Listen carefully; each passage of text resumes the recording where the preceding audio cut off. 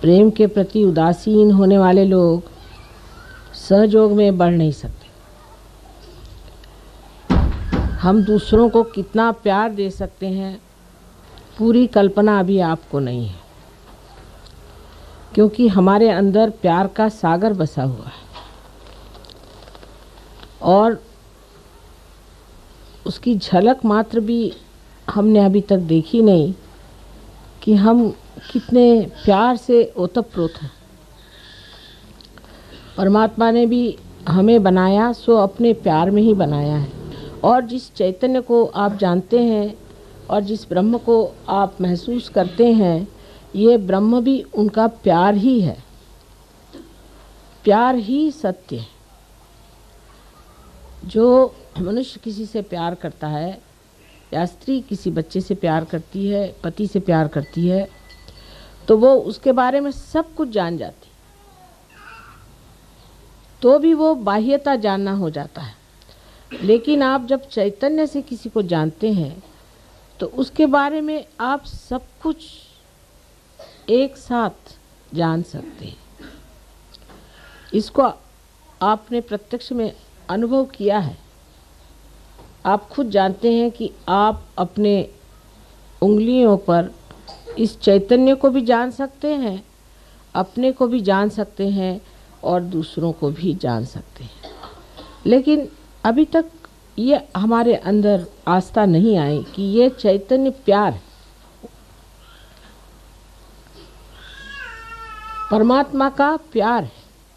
ये प्यार की शक्ति है। शक्ति का अर्थ तो हम लोग हमेशा विध्वंस से लगाते हैं, किसी की घृणा से लगाते हैं, लेकिन परमात्मा का जो प्यार है वो जब हमारे अंदर उतरता है तो पूरी तरह से हमें शांतिमय बना देता है, जिसको कि अंग्रेजी में कहते हैं रिलैक्स्ड। किसी भी तरह की हिंसक भावना हमारे अंदर आ ही नहीं सकती, किसी तरह का भी आतताई एग्रेसिवनेस आ ही नहीं सकती। और जब एग्रेशन अवतरणों ने किया भी तो वो इसलिए कि वो शांति के विरोधक थे, वो प्रेम के विरोधक थे, वो द्वेषपूर्ण थे, राक्षसी थे। आज संसार में सब दूर आसुरी विद्या फैल गई। कृष्ण ने बताया था कि आसुरी विद्या जब फैलती तो बहुत जोर में पकड़ लेती। इसकी वजह क्या हो सकती है, ये सोचना चाहिए। आसुरी विद्या जल्दी फैलती है और सहयोग धीरे धीरे क्यों फैलता है। सोचना चाहिए कि जो इतनी अच्छी चीज़ है, जो सर्वोत्तम चीज़ है, वो धीरे धीरे फैलती, और जो गंदी चीज़ें हैं वो इतने जल्दी क्यों फैल जाती। इसकी वजह यह है कि जब मनुष्य की चेतना बढ़ती है तो वो उल्टी तरफ बढ़ती है। ऐसे भी श्री कृष्ण ने ये भी बात कही है कि अधोगति पर जाती। ये पेड़ का जो मूल है वो आपके मस्तिष्क में है। तो इस ब्रेन की ओर जाने का क्या मार्ग है, ऊर्ध्व गति की ओर जाने का क्या मार्ग है। आप तो जानते हैं कि कुंडलिनी के जागरण से आपका जो चित्त है वो ऊर्ध्व गति को प्राप्त होता है। पर अगर आप ऊर्ध्व गति की ओर जा रहे हैं और बार बार आप अधोगति की ओर उतर आते हैं तो इस बंदर कूदी में आप कहाँ पहुँच पाइएगा। जैसे स्कूल में पढ़ाया जाता है कि एक आदमी था, उसने 4 दिन काम किया, फिर वो भाग गया। फिर दूसरा एक आदमी आया, उसने 2 दिन उस काम को तोड़ा, फिर वो भाग गया। फिर उसके बाद तीसरा आदमी आया। तो ऐसी हालत में वो काम पूरा कैसे हो सकता है। आज बनाया कल तोड़ा, क्योंकि हम उस अधोगति से ऊपर उठ रहे हैं, उस जड़ता से हम ऊपर उठ रहे हैं, इसलिए उधर खिंचाव ज़्यादा हो जाता है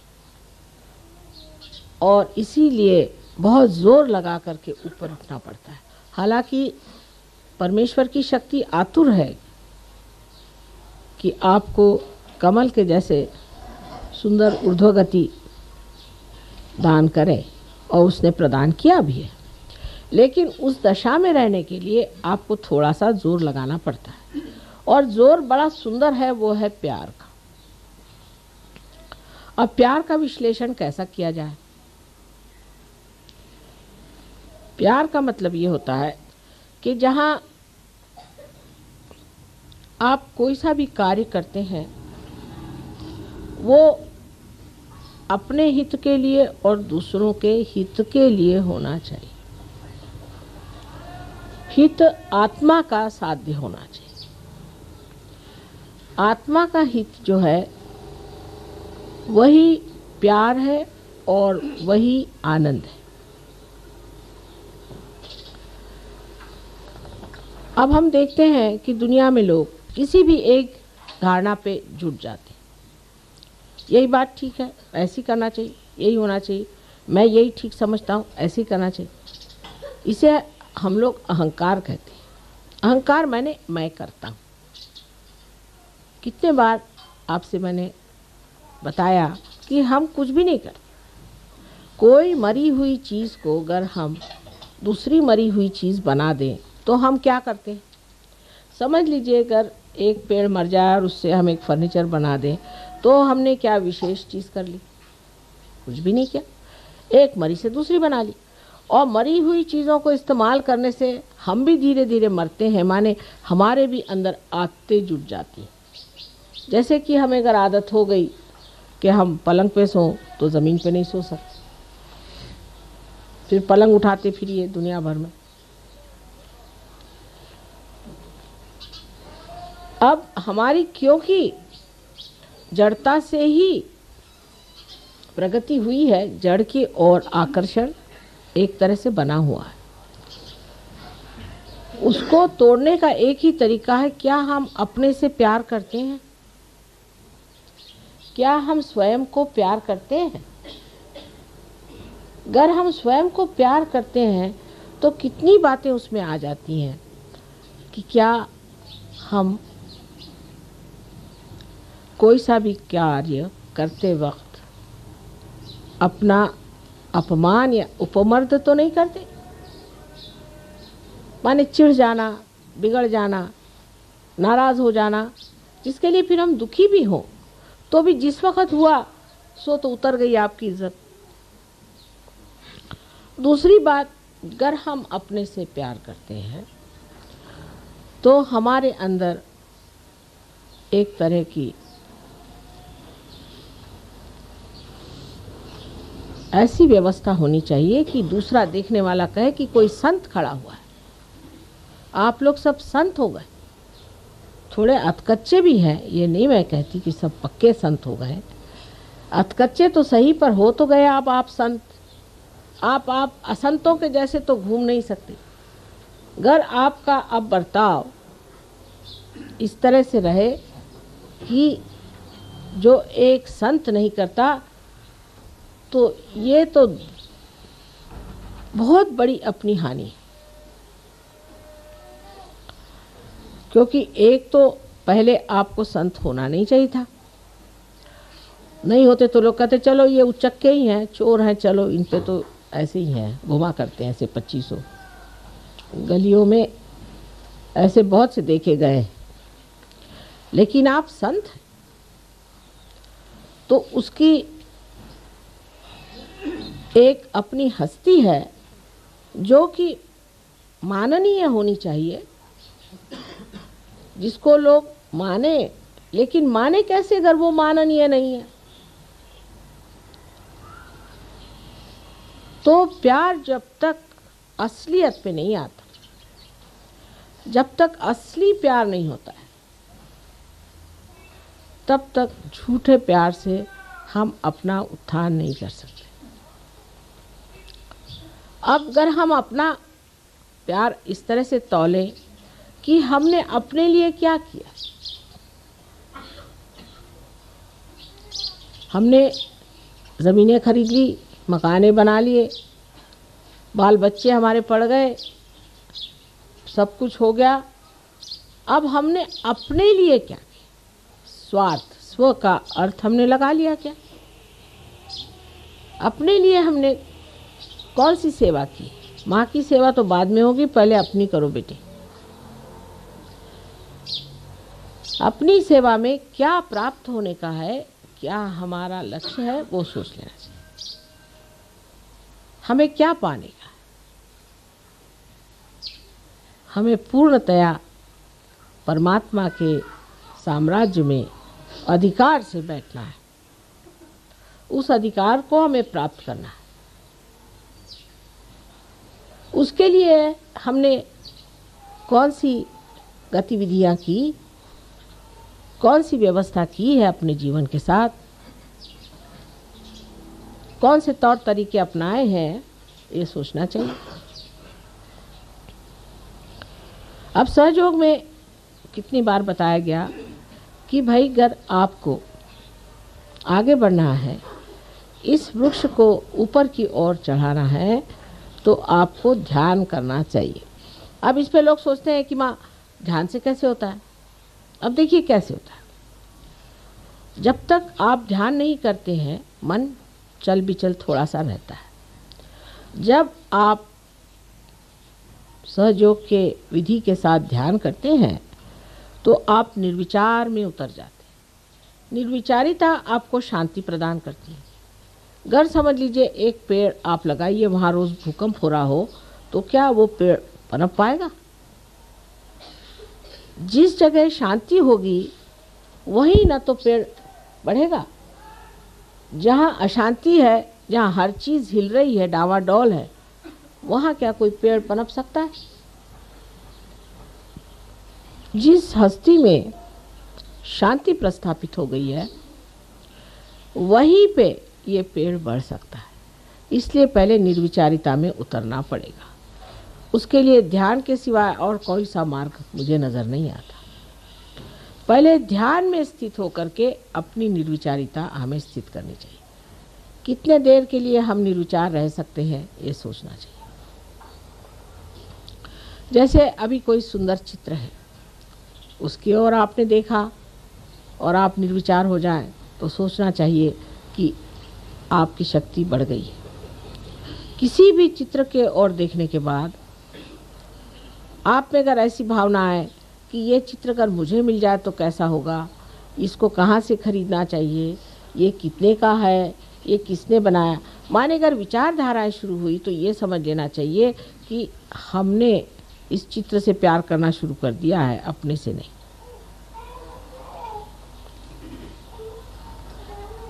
जब तक हम ये कहते रहेंगे कि ये मेरा है, माने वो मैं नहीं हूं, मुझसे अलग चीज है। तो जब अपने को हमें बढ़ाना है और इसकी पूरी वृद्धि करनी है, ग्रोथ करनी है, तो ज़रूरी है कि हम ध्यान में रहें और निर्विचारिता अपने अंदर स्थापित करें। जब तक निर्विचारिता स्थापित नहीं होती है, सहयोग बातचीत ही बातचीत रह जाएगी। जब तक हम अपने से ही प्यार नहीं कर सकते, तो हम दूसरों से क्या प्यार करें? लेकिन प्यार का अर्थ ये नहीं होता है कि अपने से प्यार करने का मतलब ये है कि हमारे बहुत सारे रुपए पैसे इकट्ठे हो जाएं, या हमारे पास 10-12 मोटर गाड़ी हो जाएं और हम बड़े आराम से घूमते फिरते रहें। ये जो लोग पा भी लेते हैं, वो भी आप जानते हैं माँ के पास आते हैं और कहते हैं कि माँ इसका कुछ इलाज करें, हम तो भर पाए, वो भी सुखी नहीं। अब जो अपने से प्यार करता है, वो सब चीज़ से देखता है कि ये शरीर जो परमात्मा का है, जो उसका मंदिर है, उसे किस तरह से सुंदर स्वच्छ रखा जाए। इस मामले में भी बड़ी गलत धारणाएं संसार में हैं। जैसे आजकल के मॉडर्न ज़माने में बहुत सी बातें निकल आई कि साहब हर एक आदमी को दुबला होना चाहिए। अब उसके लिए चाहे आपको टीबी हो जाए तो भी आप दुबले हो जाएंगे। आप मच्छरों जैसे जब तक नहीं होइएगा, तब तक आप खूबसूरत नहीं होते। और ऐसी खूबसूरती लेके करने का क्या है? जिस शरीर का आकर्षण मनुष्य को नीचे की ओर ले जाता है, ऐसा शरीर बिल्कुल व्यर्थ है। शरीर ऐसा होना चाहिए कि जिसके अंग प्रत्यंग से चैतन्य बहे। जिस शरीर का अंग प्रत्यंग जितना भी बना हुआ है वो ऐसा हो कि जिससे सबका शुभ हो। ऐसा वो शरीर हो कि जो जहाँ एक बार छू जाए वो चीज़ प्लावित हो जाए और उसमें से चैतन्य बहना शुरू हो जाए। ये शरीर का सौंदर्य जो है यही दैवी सौंदर्य है। और बाह्य के सौंदर्य की ओर दौड़ना और इस तरह की धारणाओं के ऊपर चलना, कभी तो कहते हैं मोटे हो जाओ, कभी कहते हैं दुबले हो जाओ। मोटे और दुबले होना या और तरह से अपने शरीर को चमकाना, इसकी कोई भी सहयोग में खास ज़रूरत होती नहीं। कि लोग बहुत सारे ये सोचते हैं कि 10 बार नहाने से तंदुरुस्ती अच्छी होती है। कोई लोग ये सोचते हैं कि बदन पे हर तरह के लेपन लगाने से शरीर अच्छा होता है। इसकी आपको कोई ज़रूरत नहीं है, स्वयं आपके अंदर ये सब चीज़ें कार्यान्वित हैं।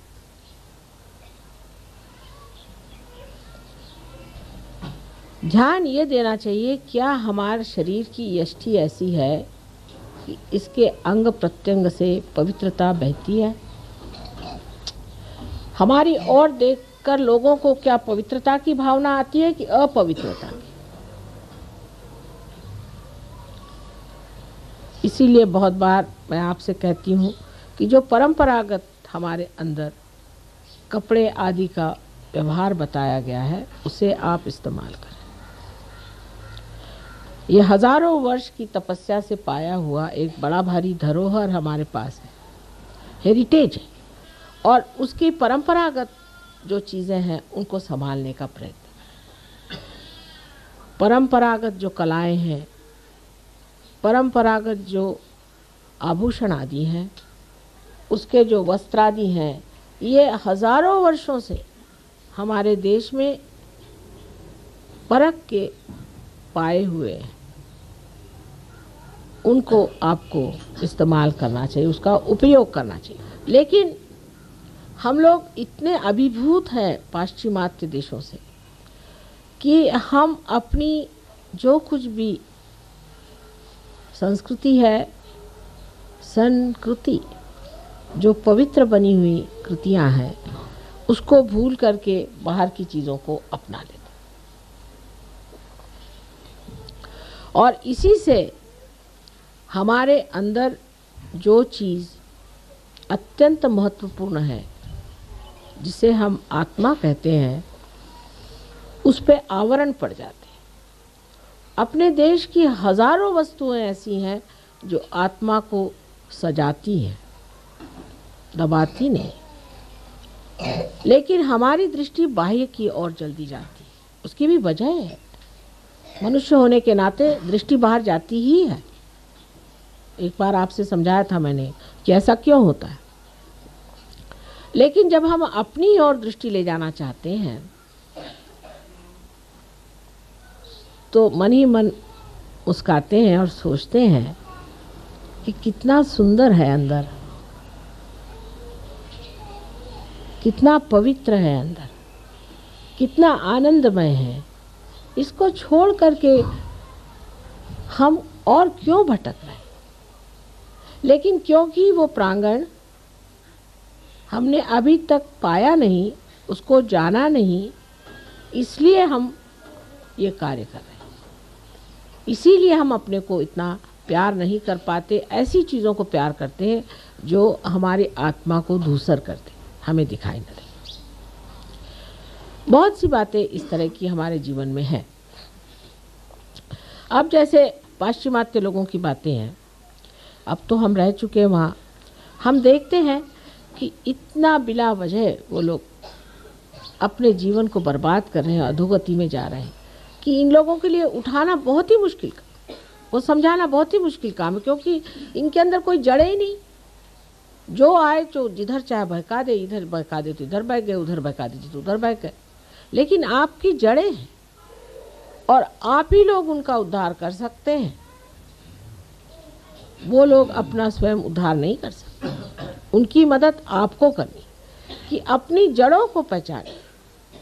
और ये जड़ का जो ज्ञान है, जो सहयोग में निहित है, सहयोग में छिपा हुआ जो ज्ञान है, वो इस जड़ का, ये आप लोग जानिए। तो दूसरी बात ये आ जाती है कि शरीर के साथ आपका ज्ञान भी प्रगल्भ होना चाहिए, वो भी एक संतों जैसा होना चाहिए।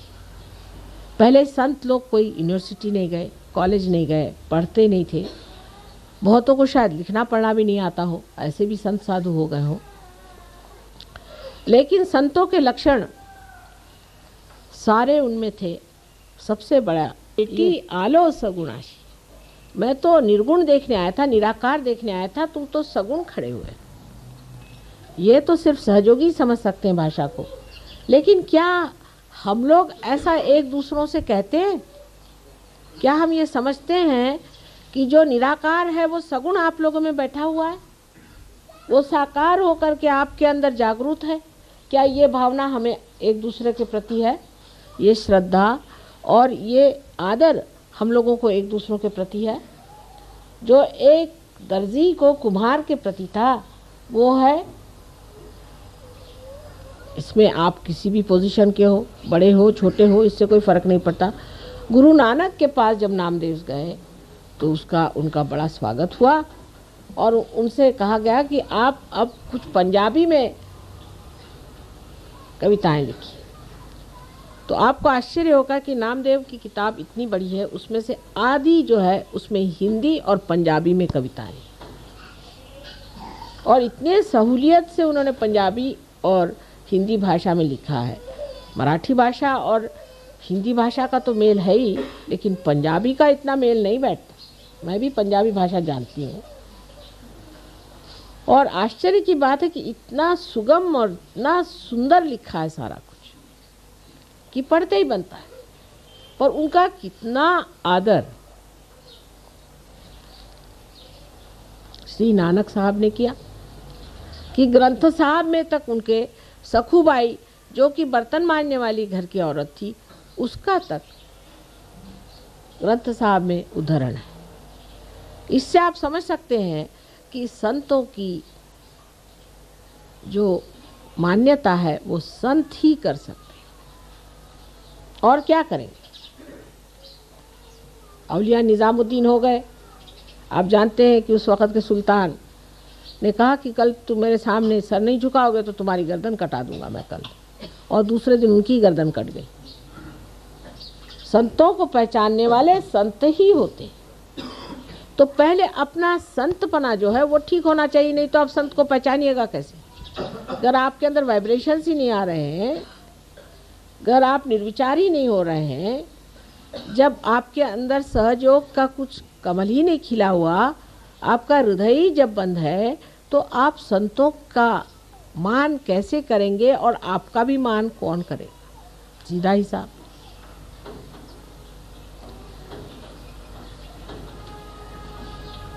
तो संतों का मान जब शुरू होता है तब मनुष्य ये भी सोचता है कि उस मान्यता पे हम आए,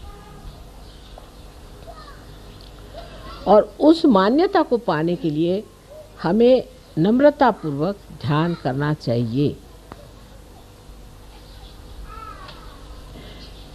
यहाँ बातों के और लेक्चरों से तो काम होने नहीं वाला। हम सहयोगी करके भी नहीं होने वाला, सर्टिफिकेट लगाने से भी नहीं होने वाला। आप कितनी भी डोनेशन दें नहीं दें, कुछ करें, उससे नहीं होने वाला। इसमें जब तक फल नहीं लगेंगे तब तक यही लोग कहेंगे कि हाँ हम जानते हैं ये भी एक है खड़े हुए। ऐसे बहुत देखिए। सो फलद्रुप होना चाहिए, इसमें फल लगने चाहिए, और उसके लिए सबसे पहले इस प्यार का वर्ण करना चाहिए, जिस प्यार में मनुष्य के पास सत्य का दर्शन होता है। इतना ही नहीं, पर उसमें सूझनीयता आती है, विजडम आती है। इस प्यार में विजडम आती है और उस प्यार के साथ, उस मोहकता के साथ, उस मृदुता के साथ धीरे धीरे ये पेड़ बड़ा सुंदर बढ़ने लग जाता है। इसको संवारना चाहिए, इसको प्यार से संवारना चाहिए, मान देकर संवारना चाहिए, अपना मान रख के संवारना चाहिए, इसको बढ़ाना चाहिए, इसको सजाना चाहिए इस तरह से कि लोग देखें और कहें कि वाह रे वाह, कितने संत इस माँ ने बना दिए। पहले तो एक ही दो दिखाई देते थे, और फिर देखिए कि उस ज़माने में बेचारे एक कहीं तो नामदेव, एक कहीं तो नानक साहब, एक कहीं तो कबीर, एक कहीं तो वो बेचारे गोरा कुंभार, तो दूसरे ज़माने में हुए तो दो चार और हो गए। उनकी कोई जमात तो नहीं थी, उनका कोई विश्व निर्मल धर्म तो नहीं था जिसके बूते पे खड़े हो जाए। इतने संतों का समागम और इतनी सुंदर मंडली तो कभी नहीं बनी थी। लेकिन उसके जगह अगर कुरूपता दिखाई दे तो समझ लेना चाहिए कि अभी हमने अपने को प्यार नहीं किया, और माँ तो हमको इतना प्यार करती है और हम अपने को नहीं प्यार करते। अपने को शुद्ध स्वच्छ बनाना, इससे बढ़कर और क्या अपनी मनुष्य सेवा कर सकता। और जितना मनुष्य आपको देखेगा कि आप इतने ऊंचे हस्ती हैं, इतने शरीफ, असलियत में, ज़बानी जमा खर्च में नहीं, तब वो समझेगा कि आप में एक नई जोत जग गई है, और वो भी चाहेगा कि हमें भी ये जोत मिल जाए। सहयोग का बढ़ने का एक ही तरीका मैं देखती हूँ कि आपको देखकर लोग कहें कि सहयोग विशेष है। मैं तो रियाद गई थी, वहाँ कह रहा है वो आपके सहयोगी जो है वो तो अजीब आदमी है। मैंने कहा क्यों? वो तो अपनी माँ को इल ट्रीट करते हैं और अपने को सहयोगी कहलाते हैं। तीसरे मिले, वो कह रहे वो क्या सहयोगी हैं, उन्होंने तो हमारी ये चीज़ मार ली, वो अपने को सहयोगी कहलाते हैं। चौथे मिले, कह रहे वो तो लड़ते ही रहते हैं आपस में, वो कहते हैं दोनों सहयोगी हैं मियाँ बीवी। तो पहले इसमें प्रेम का दर्शन होना चाहिए, आपस में प्रेम भाव, दोस्ती। लेकिन चालाकी करना सहयोग में मान्य नहीं। जो चालाक है वो महामूर्ख है मेरे विचार से, तो कि वो अपने ही को धोखा दे रहा है। किसको धोखा दे रहा है भाई? तो वो तो कबीरदास जी ने भी कहा है कि जो इसने जग को ठगा उसने अपने को ठग लिया, बेवकूफ़ी है वो। तो अपने ही साथ चालाकी क्या करने की? अपने साथ तो कम से कम सच्चाई रखनी चाहिए कि भाई मैं अपने को क्यों ठग रहा हूँ, मैं अपनी सुंदरता को क्यों घटा रहा हूँ। जो भी आपका अंदर है वो बाहर दिखाई देने लग जाएगा। धीरे धीरे आप देखेंगे कि आप सौम्य स्वरूप, आकर्षक, मोहक, इस तरह के एक विशेष रूप के योगी संत हो जाए।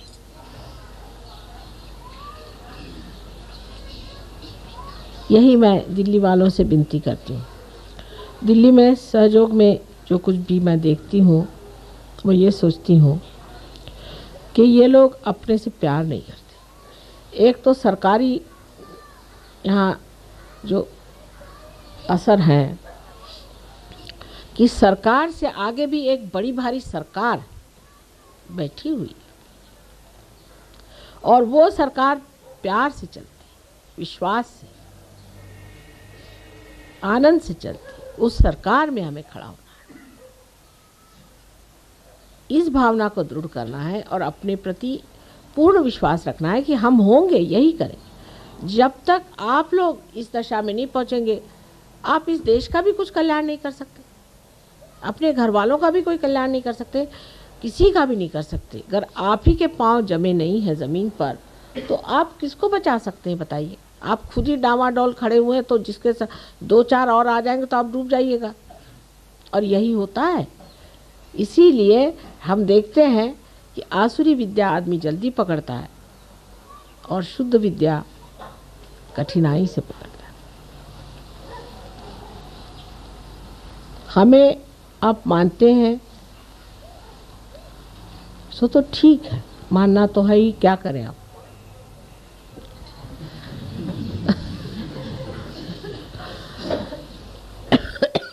लेकिन मानने का अर्थ ये नहीं होना चाहिए कि हमने माँ के पैर छू लिए, माँ को हार पहना दिए, माँ को फूल दे दिया। नहीं,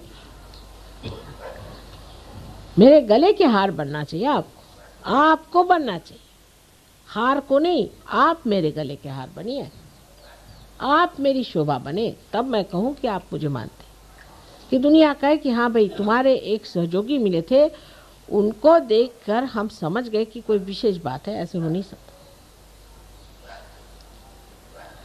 जैसे हमारे पति ये सोचते थे शुरू से ही कि तुम तो हो अवलिया, तुम्हारे जैसा और कोई हो नहीं सकता। वो ये विश्वास पूर्ण उनको था, कभी हो ही नहीं सकता, तुम कुछ कर लो, सर मार लो, कभी नहीं हो सकता, और जो जैसे हैं वैसे रहेंगे, कोई बदल नहीं सकता। लेकिन जब उन्होंने देखा कि इतने लोग बदल गए तो कहले भाई अब मैं ऐसे बेईमानी नहीं हो सकती, बस अब तो मानना ही पड़ेगा कि कुछ तुमने कर दिया। कुछ किया नहीं, आपके अंदर जो हीरा था वही आपके सामने ला के रख दिया कि बेटे तुम ये हीरा हो, ये दे, इस हीरे की चमक में तुम आ जाओ, और तो कुछ किया ही नहीं। और जब वो हीरा सामने आया तो लोग भी तो देख के हैरान हो जाते कि साहब ये क्या थे और आज क्या हो गए। पहले तो कंकड़ पत्थर के बराबर भी नहीं थे, आज हीरा बन के माँ के मुकुट में चमक रहे हैं। सारा वातावरण, सारी सृष्टि, पंच महाभूत सारे आपके चरणों में खड़े हुए हैं, मैं आपसे बता। लेकिन आपको अपने से प्यार करना सीखना होगा। अब हमारे प्यार की बात ऐसी है कि हमने आपको हमारे शरीर में ही स्थान दे दिया। आपको आश्चर्य होगा कि अगर आप कोई गलत काम करते हैं तो मेरा शरीर दुखता है। ये शरीर इतना अजीब है कि प्यार में इसने सबको अंदर ही समेट लिया। अभी एक बच्चा जो कि पार बच्चा है, लंदन में सीढ़ी पे से गिरा और उसको बुरी तरह की चोट आ गई और उसका ब्रेन बिल्कुल फट गया और उसका जो सेरिब्रोस्पाइनल फ्लूइड था वो अजीब तरह से खून से भर गया। और मेरी हालत ऐसी ख़राब गई, मेरे समझ नहीं आ रहा था कि ऐसा कौन होगा जिसको इतनी तकलीफ़ हो गई हो।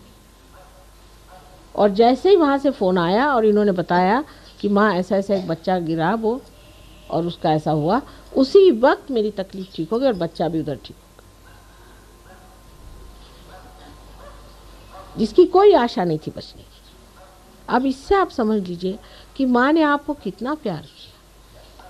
जैसे भी आप हैं, आपको अपने शरीर में ले लिया। थोड़ी तकलीफ ही होगी ना, कोई हर्ज नहीं, तो मेरे शरीर में लेने से आपकी रक्षा तो होती ही रहेगी और आपका संगोपन हो जाएगा और पूरी तरह से आपको हम प्लावित कर सकेंगे, नरिश कर सकेंगे। जैसे कि माँ अपने पेट में बच्चे को रख लेती है, गर्भ में रख के, और उसको कितने प्यार से रखती है, इसी तरह से हमने आपको हमारे शरीर में संचारित कर दिया। जो अपने को सहयोगी समझता है उसको समझना चाहिए कि मेरा स्थान माँ के सिर्फ हृदय में नहीं है, लेकिन उसके शरीर में बहने वाले खून में, और सारे शरीर भर मैं दौड़ रहा हूँ। तो मुझे कैसा होना चाहिए जिससे मेरी माँ को तकलीफ न हो, और अगर मुझे तकलीफ नहीं हुई तो सारे संसार की भी तकलीफ दूर हो जाएगी। ऐसी भावना करके आप अपने से प्यार करिए। फिर दूसरों से तो अपने ही आप प्यार हो जाएगा, उसको कहने की ज़रूरत नहीं। पहले अपने से प्यार करिए। जो भी कार्य करते हैं वो एक डिग्निफाइड तरीके से, अपने को उच्छृंखल फ्रिवलस लोगों जैसे या किसी ढोंगी हिपोक्रिट जैसे कोई सा भी कार्य नहीं होना। बहुत से लोग हैं वो बहुत बन के ऐसे दिखाते हैं जैसे कि बहुत बड़े सहयोगी हैं, लेकिन कुंडलिनी तो वहीं पे जमी हुई है। कुछ लोग हैं बकबकते रहते हैं। सहयोग के बारे में आपने क्या जाना, जो ज्ञान प्रगल्भ होना है। सो मैंने ऐसा सोचा है कि यहाँ पर एक क्लास होना चाहिए जिसमें औरतें भी और आदमी भी समझे कि सहयोग क्या है, इसका ज्ञान क्या है, इसके चक्रों को जानना। बहुत से लोग मैंने देखा एडवेंट खरीदते हैं, जैसे कोई धर्म पुस्तक हो, और ख़रीद के उस पर सुंदर मखमल का वो चढ़ा के उसकी रोज़ पूजा करते हैं। अब अखंड जैसे वो होता है रामायण पाठ, या वो अखंड और क्या होता है आपका ग्रंथ साहब, ऐसे वो अखंड ना करें, इतना ही मैं मांगती हूँ। क्योंकि पढ़े जा रहे हैं, एक उंगली रखी फिर दूसरा, उसने उंगली रखी फिर वो पढ़ते जा रहा, खोपड़ी में कुछ भी नहीं जा रहा।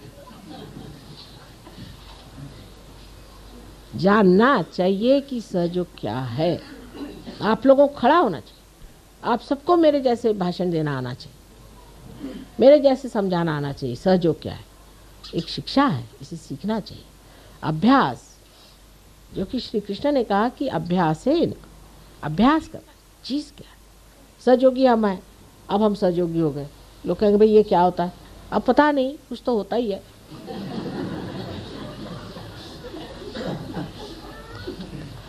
तो वो भी होना चाहिए। अपने वाइब्रेशंस, जिनको हम कहते हैं कि चैतन्य की लहरियाँ हैं, उनका भी पूरा परखना आना चाहिए कि इसका क्या मतलब है, उसका क्या मतलब है। कितनी बातें गुह्य से गुह्यतर हमने आपको बता दी, और कहना चाहिए गुह्य से गुह्यतर गुह्यतम हमने आपको बता दी। सारी चीज़ें आपको बता दी, लेकिन हम लोग उसे जानना ही नहीं चाहेंगे। तो क्या हमारा लेक्चर सुना, ध्यान लगा लिए, बस हो गया? ऐसे थोड़ी, खोपड़ी में जाना चाहिए, उसका रिकॉर्डिंग होना चाहिए। इतना ही नहीं कि उसको फिर से बताना आना चाहिए, तभी वो ज्ञान हुआ। तो सिर्फ ये कि आपका पार होना ही सब कुछ नहीं। अब जो बड़े बड़े साधु संत हो गए, उन्होंने तो ये सब कुछ इतना जाना भी नहीं था बेचारों। अगर जानते होते तो वो भी आपके जैसे जागृति देते रहते।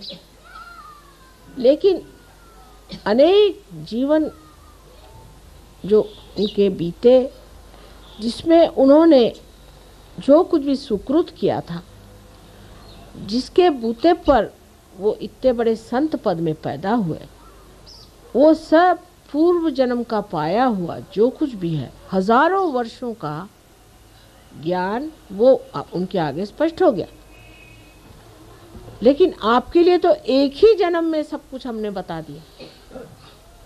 आपको कोई मेहनत भी करनी नहीं पड़ी, ना इतने जन्म जन्मांतर की सुकृत चाहिए, कुछ नहीं चाहिए। ये तो ऐसा ही हुआ कि एक पैसा बैंक में डाल के हजारों रुपए आप ले लीजिए। समझ लीजिए इस बात। उनका जो ज्ञान है वो अनेक जन्म की तपस्या से पाया हो। बड़े बड़े ऋषि मुनि साधु संत जो हुए हैं, वो पहले ज़माने में बड़े मनन करने वाले दृष्टा ऐसे होकर के सर्वसाधारण साधु के रूप में पैदा हुए थे, संतों के रूप में, कि सर्वजन समाज समुदाय से बातचीत कर सके। लेकिन हम तो सर्वसामान्य जन समुदाय हैं, सुकृत भी हमारा थोड़ा बहुत होगा ही। तो अब एक ही जन्म में अगर आप सब कुछ जान सकते हैं, सुकृत की भी ज़रूरत नहीं। लोग पूछते भी हैं, उनमें से एक बड़े भारी साधु मुझे कहने लगे कि माँ हमने तो हजारों वर्ष तपस्या करने पे सब पाया, आपने इनको 1 मिनट में क्यों दे दिया? तो हमने कहा भी देखो हमारी मर्जी है, मर्जी में आ गया हो गया, हम क्या करें, मर्जी की बात। तुम क्यों जलते हो?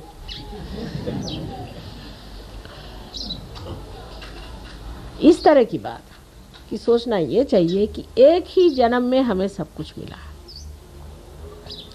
और मुझे अगर खुश करना है तो सिर्फ आपस में बिल्कुल बैर नहीं रखो। ये बैर या तो अहंकार से आता है या प्रति अहंकार जिसे हम मन कहते हैं उससे आता है। दोनों से परे आत्मा के सन्निध जा करके सबसे शांतिपूर्वक रहे।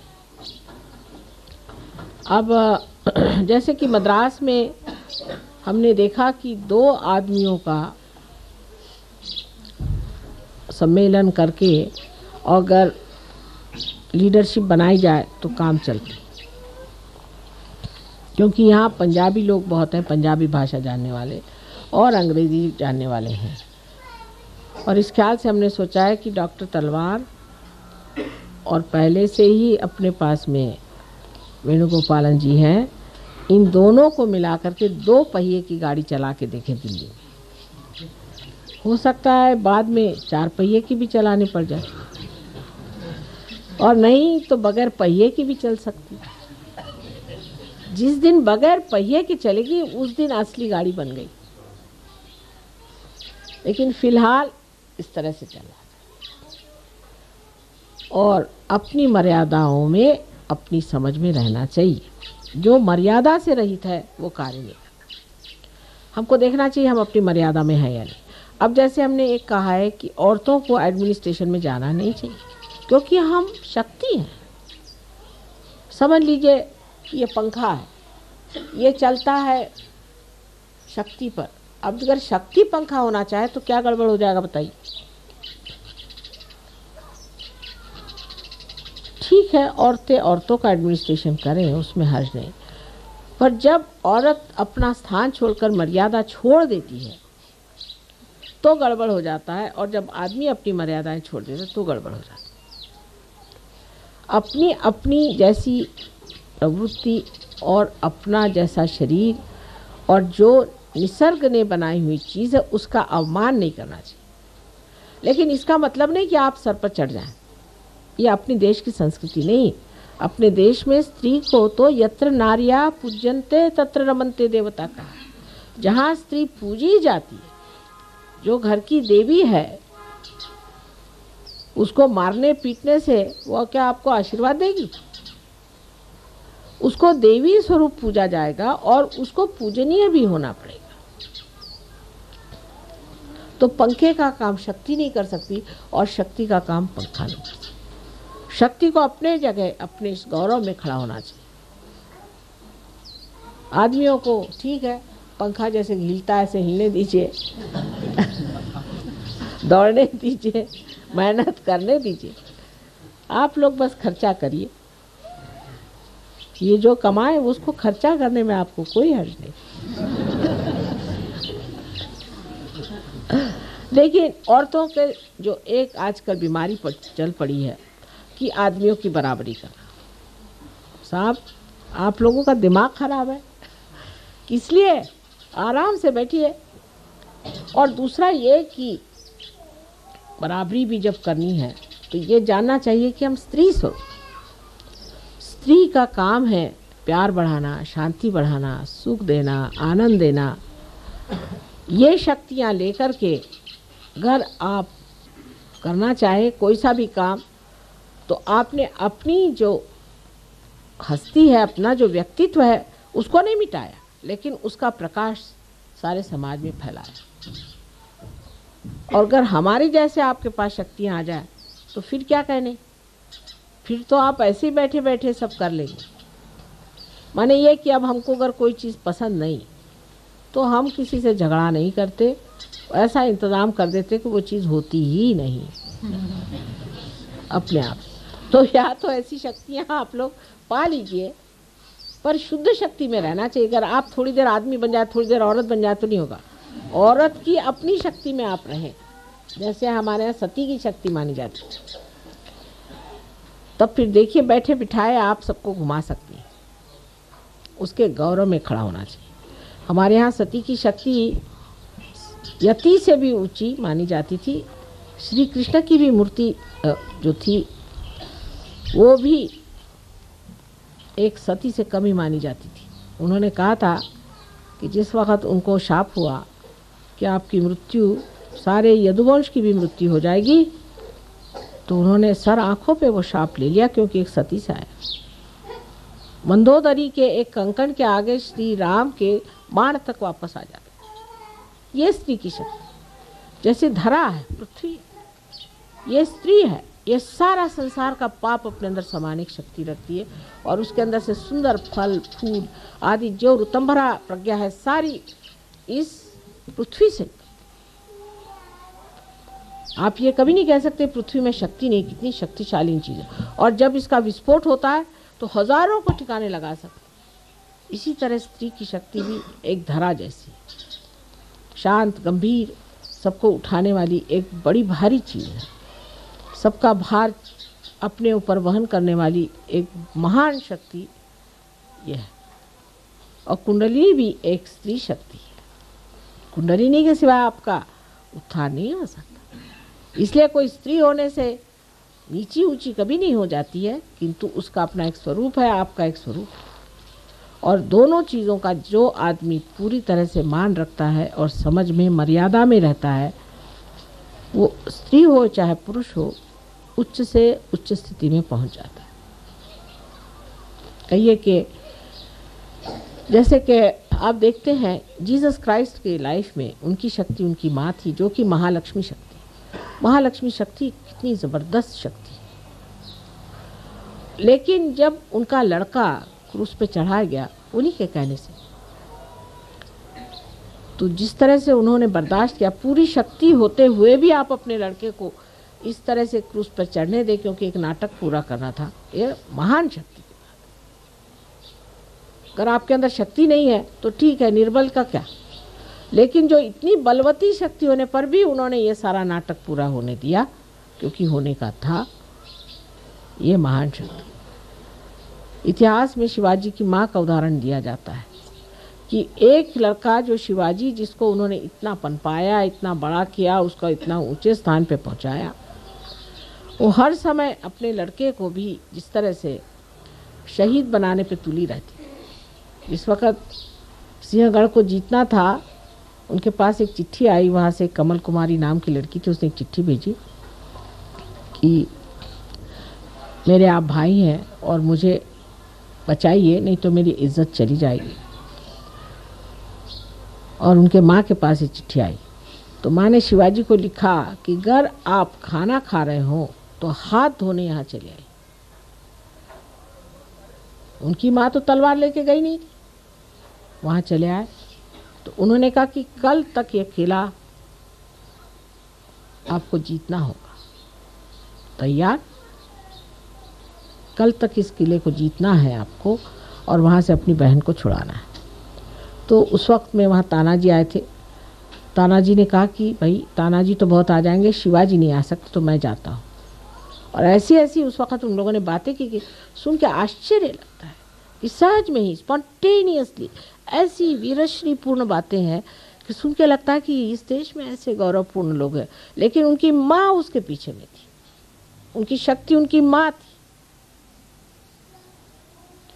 शिवाजी की शक्ति उनकी माँ थी। और हर आदमी जो ऊंचा उठता है उसके पीछे में उसकी स्त्री शक्ति ही होती। उसमें जब तक स्त्री अपने को गौरव न मानेगी तो वो बिल्कुल विद्रूप हो जाती। ये समझ हमारे अंदर आना बहुत ज़रूरी है, और जब इसका संतुलन आ जाएगा तब हमारा जो सहयोग का समाज है एक बड़ा आदर्श और ऊंचे किस्म का विशेष रूप धारण किए हो रहेगा, कि जिससे सारा समाज ही नहीं, भारतवर्ष ही नहीं, लेकिन सारा विश्व ही प्रकाशित हो जाए। बहुत बड़ा कार्य। इससे आप अपने को इस गौरव के योग्य बनाइए कि सारे दुनिया में ऐसा कार्य आज तक हुआ नहीं, किसी युग में ऐसा नहीं हुआ। इतना विशेष कार्य आप कर रहे हैं, इतना महान कार्य में आप जुटे हुए हैं, और इस महान कार्य को करने के लिए जो कुछ करना है वो भी महान है और उसके गौरव के लिए आप लोगों को पूरी तरह से सज्ज होना चाहिए। ये नहीं कि इसमें आफत है, कैसे करें, ध्यान कैसे करें, ऐसे छुटपुट्टे लोगों के लिए सहयोग नहीं है। एरिया गबाड़्याचे कामनो है उनका दिया, ऐसे रद्दी लोगों के लिए ये काम नहीं।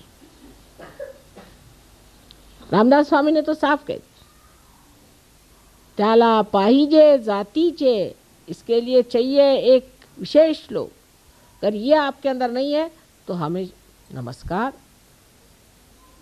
और आपको भी नमस्कार। जब गांधी जी ने लड़ाई लड़ी थी तो लोगों ने कितना त्याग किया था।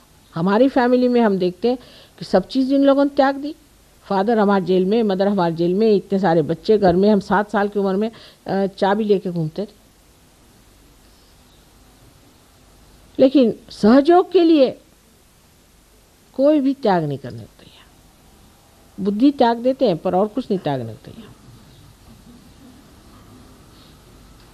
त्याग माने क्या त्याग है, इसमें कौन सा त्याग है? सब तरह का आशीर्वाद ही आशीर्वाद है।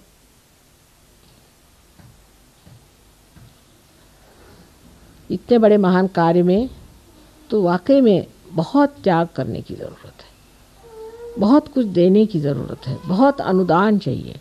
पैसे का नहीं हो तो श्रम का चाहिए, मन का चाहिए, बुद्धि का चाहिए, सब चीज़ का अनुदान होगा तभी ये कार्य हो सकता है।